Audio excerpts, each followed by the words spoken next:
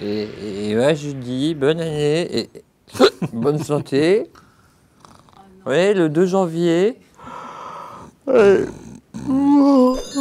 Coup de cœur de la semaine, bonne année mon petit Fabrice, bonne année mon Neveu. petit Fabrice. Tout neveu. Pour un film indépendant américain, quasiment indépendant new-yorkais, devrais-je dire, Gimme the Loot, je sais plus comment il s'appelle. Juste excusez-nous, le nouvel an a été très dur. Adam pour Léon. Eric.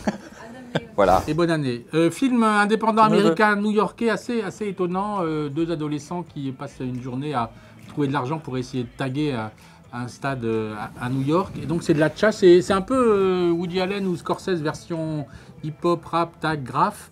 Avec un sens du rythme, du dialogue surtout, des deux gamins qui jouent. Une vraie découverte, sans doute cinéaste à suivre. En tout cas, bon démarrage pour cette nouvelle année. Que je vous souhaite bien. Autre coup de cœur de cette semaine, Yossi d'Ethan Fox, cinéaste israélien, cinéaste militant homosexuel. Tous ses films sont à peu près centrés sur cette même question de l'homosexualité dans la société israélienne. Yossi, c'est la suite de Yossi et Yaguer, qui était un film datant de 2005, je crois. Une histoire d'amour entre un homme et un jeune militaire. Voilà, c'est la suite, ce sont les mêmes personnages qui reviennent. C'est la suite de l'histoire. Sujet toujours aussi touchant et en tout cas, il donne de la société israélienne une image qu'on ne voit pas beaucoup à la télé et dans les journaux. L'homosexualité en Israël, encore un sujet intéressant. Foxfire, premier grand film de l'année car il sort le 2 janvier. Film de Laurent Cantet. Laurent Cantet évidemment auteur de Entre les murs, Palme d'or à Cannes et d'autres grands films.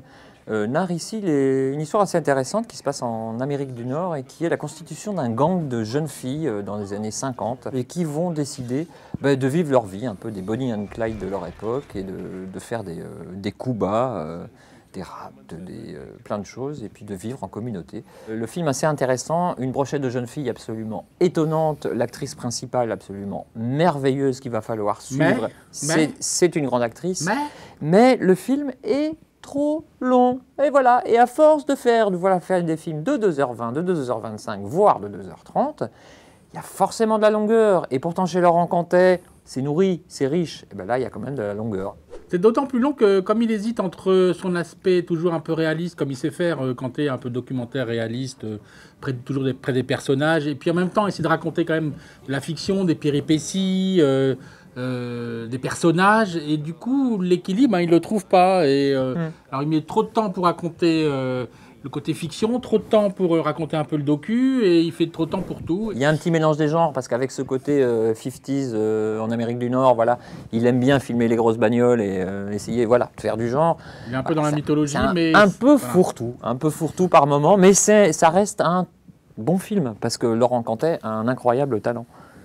Mais ouais, bon, voilà, on aurait aimé plus court, nous, on aurait aimé un peu avec plus... Avec un talent pareil, on peut réussir chiadé aussi à faire des bons films, ce qui n'est quand même pas le cas. Et c'est pas son meilleur. On va la donner en 2013 aussi, hein, la note. 5, moi. 5,5. Donc bon, vous voyez... Un bon film. Hein? T'as pas changé, toi, en fait, en 2013. Non. Des bons films, tu sacs, quoi. Des mauvais films, tu donnes des bonnes notes. Voilà. Et bien, voilà. Et j'aime toujours Cheval de guerre en 2013. Ça va être joyeux, ça, on va s'en sortir.